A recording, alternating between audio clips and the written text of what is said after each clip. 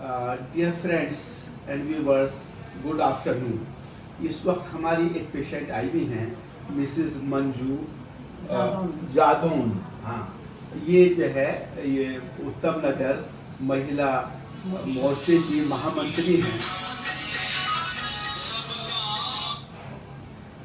ये इनको तकलीफ़ थी काफ़ी, जब ये आई थी तो इनको इंडाइजेशन था और घुटने में इतना दर्द था कि अपने बेड पे भी चढ़ना इनको मुश्किल होता था, मुड़ नहीं पाता था घुटना, और गैस बनती थी, घबराहट होती थी और उल्टियाँ आने लगती थी। ये सारी इनको प्रॉब्लम थी।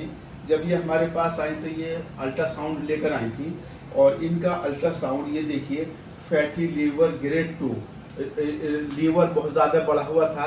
ये है 19.3 सेंटीमीटर, जबकि 12 होना चाहिए, और इनका जो है फैटी लीवर ग्रेड 2 था। ये अब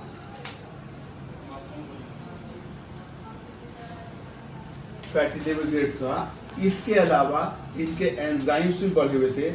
इनका SGPT जो है 68 था, जो इस बात की पहचान है कि लीवर के अंदर फैटी लीवर के साथ साथ इन्फ्लेमेशन या वर्म भी आ गया था। और इनका यूरिक एसिड भी 8.83 था, B12 भी कम था। तो हमने इनको दवाएं दी। दवा देने के बाद में अब आज जो है आप ये आई हैं और ये इन्होंने अभी 2 महीने दवा खाई है। 2 महीने दवा खाई है। 2 महीने के बाद में जो जैसे अभी इन्होंने बताया कि इनके घुटने में जो वो था पेन और स्टिफनेस थी जॉइंट्स में, वो अब बिल्कुल ठीक हो गई है, नंबर 1। नंबर 2, जो गैस बनती थी वो गैस बनना बंद हो गई है। नंबर 3, जो इंडाइजेशन था, खाना खाने के बाद में बहुत बेचैनी हो जाती थी, बगैर आराम करे चैन नहीं पड़ता था, वो अब ठीक है। चौथा, पैल्पिटेशन होता था खाना खाने के बाद में और वोमिटिंग होने लगती थी। अब ना वो पैल्पिटेशन, घबराहट है, ना वोमिटिंग है। और उसके अलावा जो है थकावट बहुत महसूस करती, तब थकावट भी है।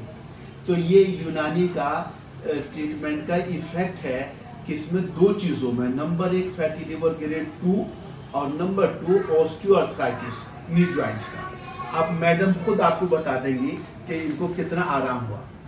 जब मैं फर्स्ट टाइम आई थी तो मैं इतनी तकलीफ में थी कि मैं घर से खुद नहीं आ सकती थी। मैं गाड़ी में आई थी इनके पास में दिखाने के लिए। मेरे उत्तम नगर में काफ़ी इलाज चला था, लेकिन मैं वहाँ मैं ठीक नहीं हो पाई।